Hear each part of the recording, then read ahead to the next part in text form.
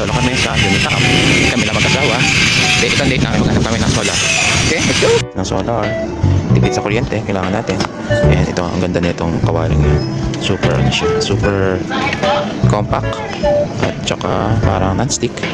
Non-stick siya guys. Ayan. Non-stick. Compact siya, tsaka madaling linisin. Stainless steel. So, mura pa. Nasa 400 lang. Alright, para kay misis.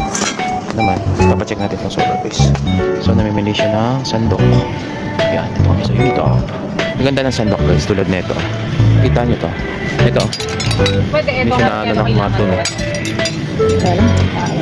Saka ito guys. Hindi siya na ano ng mga amag, ng mga dumi. Walang sisingitan ang dumi. Sa ganda. Mura pa.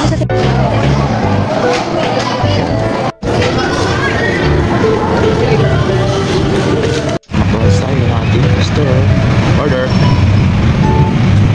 Wait na order guys. Right, so yes guys. Yay! McDo! McFlurry with matcha. Solar date namin to guys. Bumili kami ng mga solar. Mga gamit sa bahay. Ganun kami mag-date. Namimili ng gamit. Dapat. Yan.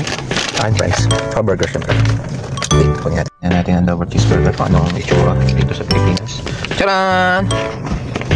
Maliit pa rin. Maliit pa rin siya. Pero mga masarap. Ayos siya.